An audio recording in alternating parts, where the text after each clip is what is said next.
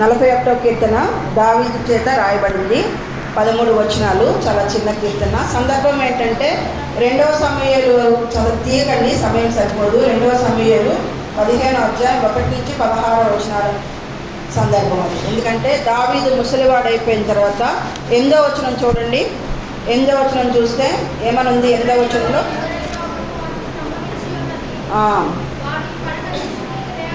చెప్పుకొంచును అంటే దావీదు ముసలివాడు అయిన తర్వాత అనారోగ్యంతో ఉండి సరిగా పరిపాలించలేని సమయంలో, ఏదో రోగంతో అనారోగ్యంతో ఉన్న పరిస్థితుల్లో అబ్షాలోము, దావీదు కుమారుడు అబ్షాలోము, అతను ఈ 2వ సమూయేలు 15వ అధ్యాయం 1 నుంచి 16 వచనాల్లో ఉన్న బ్యాక్గ్రౌండ్, అతను ఏం చేశాడంటే నన్ను రాజుగా చేయమని అబ్షాలోము అడిగితే దావీదు రాజుగా చేయడు. ఎందుకంటే అబ్షాలోముకి పిల్లలు ఉండరు. సో దేవుడు దావీదుకి వాగ్దానం ఇచ్చాడు కదా, నీ సంతతి నీ సింహాసనం మీద కూర్చోటానికి నీ సంతానం శాశ్వతంగా ఉంటుందని చెప్పేసి. అందుని బట్టి అబ్షాలోముని దావీదు రాజుగా చేయలేదు. అయితే అబ్షాలోము అడ్డదారిలో రాజవ్వాలని చెప్పేసి అందరినీ, గవిని వద్దకు వచ్చేవారు అందరినీ పట్టుకొని మీ వ్యాజ్యం కోసం, న్యాయం కోసం రాజు దగ్గరకు వచ్చే వాళ్ళందరినీ ఒక మంచితనంతో, ఒక చెడు ఉద్దేశంతో అతని వైపు తిప్పుకుని అతనే కొన్ని రోజుల తర్వాత రాజుగా ప్రకటించుకుంటాడు. ఆ ప్రకటించుకున్నప్పుడు దావీదు మహారాజు పారిపోతూ ఉన్న సందర్భంలో రాసిన కీర్తన అని బ్యాక్గ్రౌండ్ అది అని అంటారు. అయితే కుదరని రోగము నాకు కలిగింది అని చెప్తున్నారు. నన్ను 10వ వచనంలో నన్ను కరుణించు దేవా, నన్ను లేవనెత్తు, నాకు ఆరోగ్యం కలగజేయు, ఈ అనారోగ్యం నుంచి నన్ను బాగు చేయు అని అంటున్నాడు. మళ్ళీ 4వ వచనం చూస్తే ఏమన్నది? 4వ వచనం చూడండి. నేను పాపం చేస్తున్నాను, నన్ను కరుణింపుము, నా ప్రాణమును స్వస్థపరచుము అని మనది.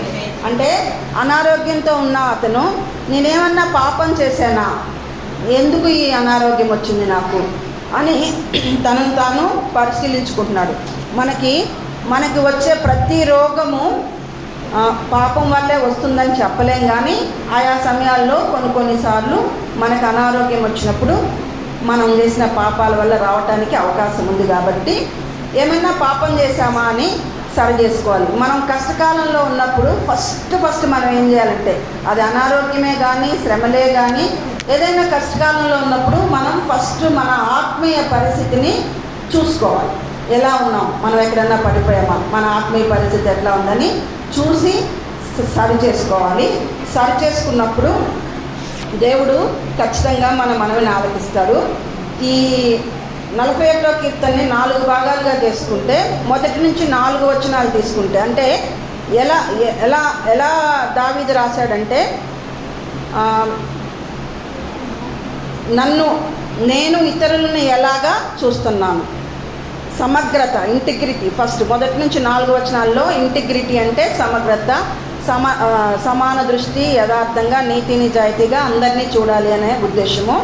అయితే హౌ డస్ ట్రీట్ అదర్స్ అంటే మనము ఇతరులని ఎలా చూస్తున్నాం, మనం అంటే బీదలను పట్ల కనికరం చూపుతున్నామా లేదా, ఇంకా శత్రువుల పట్ల ఎలా చూస్తున్నాం, ఇతరులను ఎలా చూస్తున్నాం. 1 నుంచి 4 వచనాల వరకు మనం ఇతరులను ఎలా చూస్తాం. మధ్యలో మనం ఉంటాము, ఇటువైపు దేవుడు ఉంటాడు, ఇటువైపు శత్రువు ఉంటాడు. 1 నుంచి 4 వచనాల వరకు మనం ఇతరులను ఎలా చూస్తున్నాం. 5 నుంచి 9 వచనాల వరకు దుర్మార్గులు మనల్ని ఎలా చూస్తున్నారు. 5 నుంచి 9 వచనాల వరకు దుర్మార్గులు మనల్ని ఎలా చూస్తున్నారు, ఎలా ద్వేషిస్తున్నారు, ఎలా మనల్ని నశింపజేయాలని ఆలోచిస్తున్నారు, ఎలాగ మన మీద అబద్ధాలు చెప్తున్నారు, ఎప్పుడు చచ్చిపోతావా అని మన వెనక గుసగుసలు ఎట్లా చెప్పుకుంటున్నారు. శత్రువులు దుర్మార్గులు మన గురించి ఏం చెప్పుకుంటున్నారు, మనల్ని ఎలా చూస్తున్నారు. తర్వాత 10 నుంచి 12వ వచనం వరకు కనికరం, mercy, how does God treat us, ఎలా దేవుడు మనల్ని చూస్తున్నాడు, దేవుడు మనల్ని ఎలా చూస్తున్నాడు. 10 నుంచి 12వ వచనం వరకు. 13వ వచనం అనేది మహిమ, glory, how does we treat God, మనం దేవుణ్ణి ఎలా చూడాలి. శాశ్వత కాలం నుంచి శాశ్వత కాలం వరకు దేవుణ్ణి మనము స్తుతిస్తూనే ఉండాలి. ఇది 4 రకాల డివిజన్. మనం ఇతరులను ఎలా చూస్తున్నాము, తర్వాత దుర్మార్గులు శత్రువులు మనల్ని ఎలా చూస్తున్నారు, దేవుడు మనల్ని ఎలా చూస్తున్నాడు, మనం దేవుడి పట్ల ఎలా ఉన్నాం, దేవుడిని మనం ఎలా చూస్తున్నాం. ఇది డివిజన్. అయితే మొదటి వచనం చదవండి. బీదలను ధన్యుడు, యెహోవా వానిని తప్పించును. ఇక్కడ ఈ 2 వచనాలలో బీదలను కటాక్షించేవాడికి 7 రకాల బ్లెస్సింగ్స్, 7 రకాల ఆశీర్వాదాలు చెప్పబడినాయి. బీదలను చూస్తే ఈ ప్రపంచంలో నేను అబ్జర్వ్ చేసినంతవరకు అందరికీ తెలిసిన విషయమే, బాగా డబ్బున్న వాళ్ళని అందరూ గౌరవిస్తారు. బీదవాడంటే ప్రతి ఒక్కళ్ళకి చులకనే, తన బంధువులకు కూడా చులకనే అని సామెతల్లో ఉంటుంది. బీదవాడంటే అందరికీ చులకనే. అయితే దేవుని దృష్టి ఎలా ఉంటుందంటే, దేవుడు బీదలను కనికరిస్తాడు, బీదలను దృష్టిస్తాడు. మనం కూడా బీదలను కనికరించాలని దేవుడు కోరుకుంటున్నాడు. అలా బీదల్ని కటాక్షించేవాడట ధన్యుడట.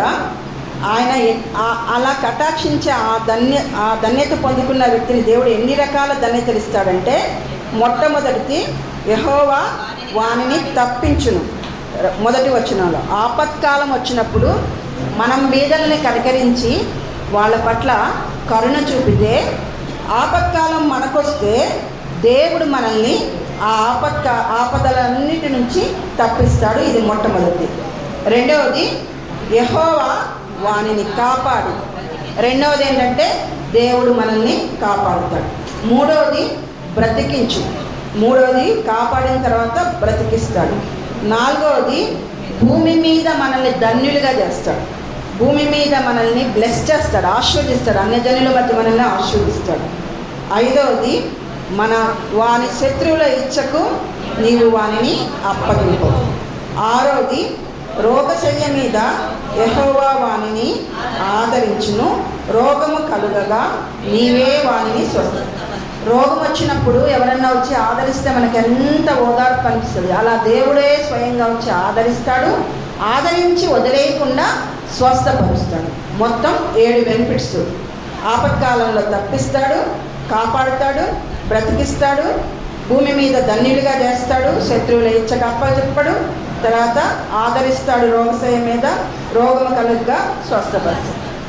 మనకి అనారోగ్యం కలిగినప్పుడు మనము స్వస్థత పొందుకోవాలంటే ఇందులో ఒక కీ చెప్పాడు దేవుడు. ఒక మంచి కీవర్డ్ చెప్పాడు. ఏంటంటే బీదల పట్ల మనం కటాక్షం కలిగి ఉంటే దేవుడు తప్పకుండా మనల్ని స్వస్థపరుస్తాడు. ఎందుకంటే దేవుడు ఎలాంటి వాడు? దయగల వారిపై దయ చూపిస్తాడు. మనం బీదల పట్ల దయ చూపిస్తే మన పైన దేవుడు దయ చూపిస్తాడు. మనం బీదల పట్ల కఠినంగా ఉంటే కఠిన వికటం మన పట్ల దేవుడు వికటం చూపుతాడు. కాబట్టి బీదల పట్ల కటాక్షించిన వారికి ఇన్ని బ్లెస్సింగ్స్ ఉంటాయి.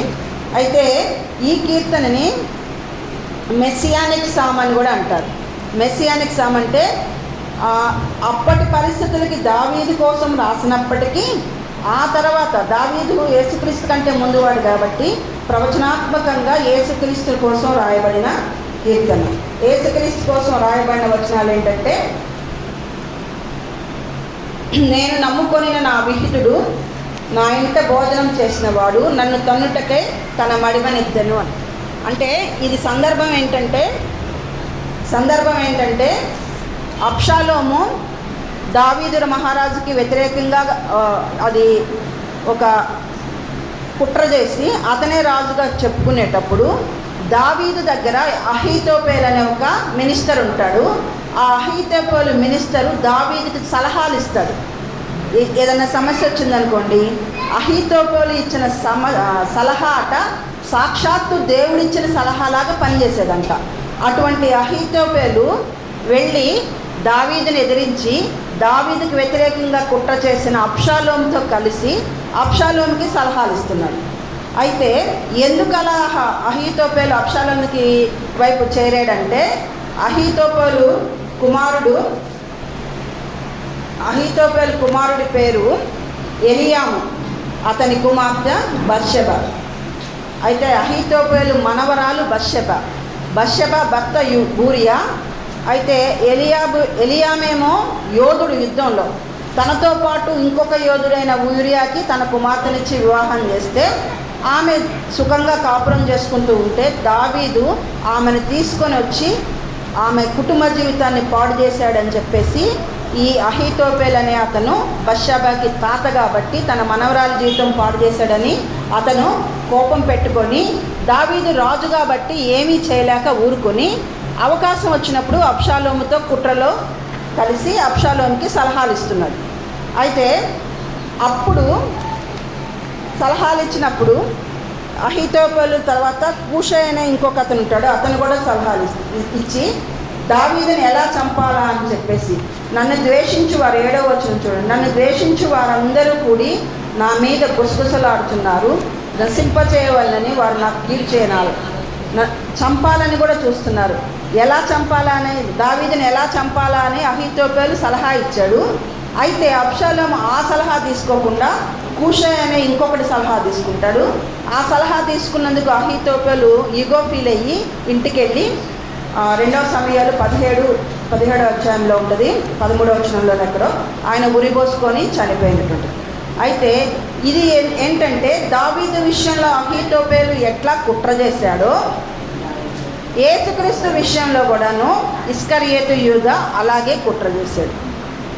తనతోనే ఉన్నాడు, దావీదుతో కలిసి ఏమంటాడు, నా విహితుడు, నేను నమ్ముకొనిన నా విహితుడు, నా ఇంట భోజనం చేసిన వాడు అహీతోపెలుని చాలా నమ్మాడు దావీదు మహారాజు.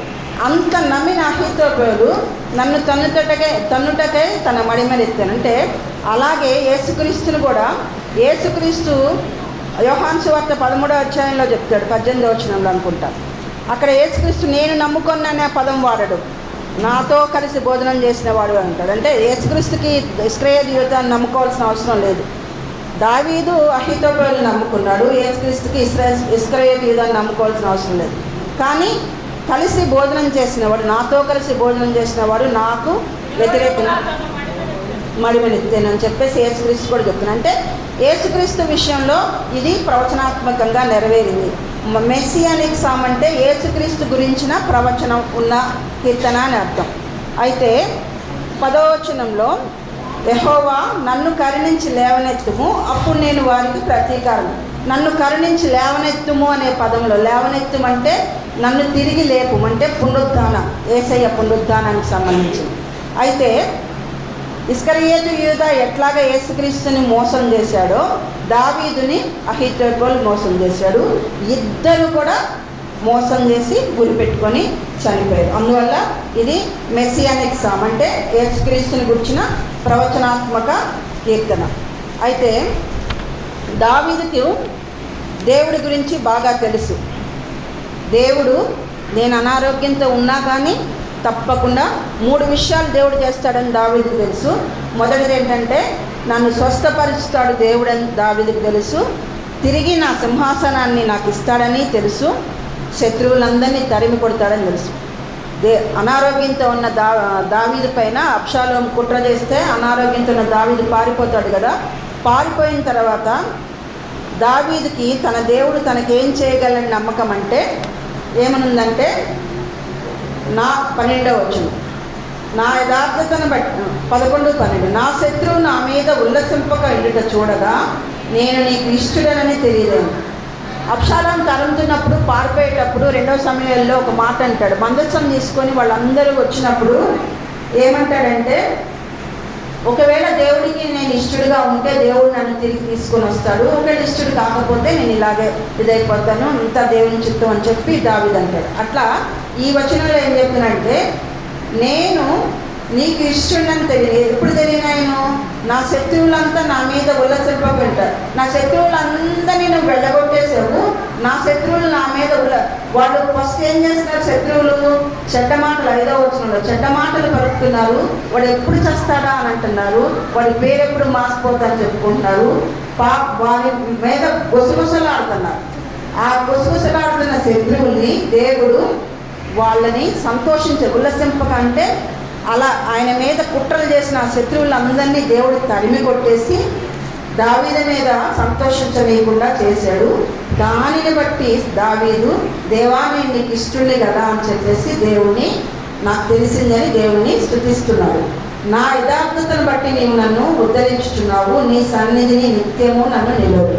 నువ్వు నాకు వాగ్దానం ఇచ్చావు దేవా, నీ సన్నిధిని నా సంతానము నిత్యము సింహాసనం వెళ్తుందని నిత్యము నన్ను నిలబెడతావని అని చెప్పి దావీదుకు ముందే తెలుసు. దేవుణ్ణి ఈ వాక్యంలో స్తుతిస్తున్నాడు.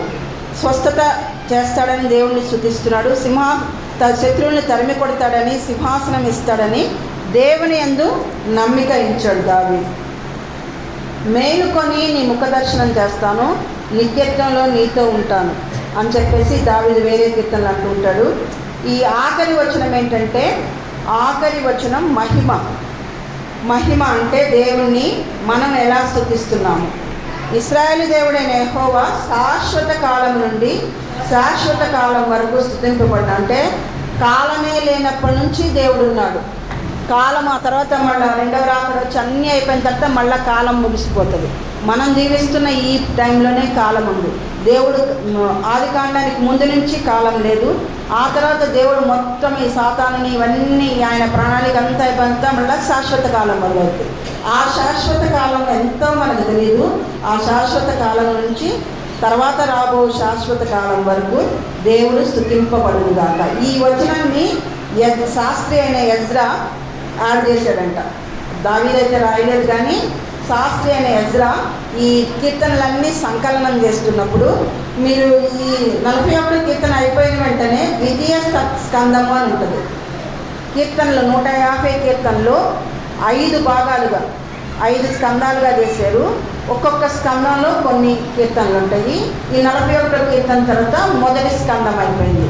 మొదటి స్కందం ఏంటంటే ఆ 5 స్కందాలు కూడా 5 కాండాలు ఉంటాయి కదా. ఆది కాండము, తర్వాత ఏంటి నిర్గమకాండము, సంఖ్యాకాండము, ఈ 5 కాండాలకి సూచన. ఒక్కొక్క కాండంలో ఆది కాండంలో ఆరిజిన్ సృష్టి అవన్నీ చెప్పబడినాయి కదా, అవన్నీ ఈ ప్రథమ స్కందంలో ఉంటాయి. తర్వాత సంఖ్యాకాండంలో ఏమేమి చెప్పబడినాయి అవి రెండవ స్కందంలో ఉంటాయి. అట్లా కీర్తనని ఎజ్రా సంకలనం చేశాడు. ప్రతి స్కందం అయిపోగానే ఎండింగ్లో ముగింపు స్తుతి ఉంటుంది. ఇది ముగింపు స్తుతి. ఇశ్రాయేలు దేవుడైన యెహోవా శాశ్వత కాలం నుండి శాశ్వత కాలం వరకు స్తుతింపబడుగాక, ఆమేన్ ఆమేన్ అని. మీరు ప్రతి స్కందం అయిపోయేటప్పుడు చూడండి. 3వ స్కందం పైన చూడండి, 4వ స్కందం పైన చూడండి, అలాగే ఉంటుంది స్థుతి. 150 కీర్తన అయితే అన్ని కీర్తనలు అయిపోతుంది కాబట్టి ఆ 150 కీర్తన మొత్తం దేవుణ్ణి స్తుతించడం అంటే. కాబట్టి అలాగూ దేవుడు రాశాడు. అయితే ఈ కీర్తన నుంచి మనం ఏం నేర్చుకోవాలంటే, మనలో గనక ఈ 13వ వచనానికి మనము ఆమెన్ ఆమెన్ అని 2 సార్లు రాయబడింది. ఈ 13వ వచనానికి మనం ఆమెన్ చెప్పాలి. ఎందుకంటే శాశ్వత కాలం నుంచి శాశ్వత కాలం వరకు దేవుడు, మన దేవుడైన ఇశ్రాయేలు దేవుడు, ఇప్పుడు మన దేవుడు స్తుతింపబడాలని మనం ఎల్లప్పుడూ దేవుని స్తుతించాలి. మన జీవిత కాలం అంతా శాశ్వత కాలం బ్రతికేది దేవుడు ఒక్కడే. మనం ఈ భూమి మీద కొంతకాలమే, ఒక సర్టన్ పీరియడ్, మనకి 50 ఏళ్ళలో 60 ఏళ్ళలో అధిక బలం ఉంటే 100 ఏళ్ళ బ్రతుకుతారు. ఎవ్వరం ఇక్కడ శాశ్వత కాలంలో. కాబట్టి ఇక్కడ జీవించే ఈ కొద్ది జీవితానికి ఈ భూమి నాది, లెక్కదాది నాది, ఇది నాది, ఈ ఇల్లు నాది. నేను ఒక చావుకి వెళ్ళినప్పుడు ఒక పల్లెటూరులో చిన్న చిన్న గ్లాసుల కోసం, మూతల కోసం, ప్లేట్ల కోసం కొట్లాడుకున్నారు అత్త కోడళ్ళు. సో అవన్నీ మనం చేయకూడదు. దేవుని బిడ్డలు ఈ లోకం మనకు అశాశ్వతం అనుకోవాలి. దేవుడు మనకి ఏమి ఇస్తే దాంతో తృప్తి కలిగి సంతోషంగా జీవించాలి.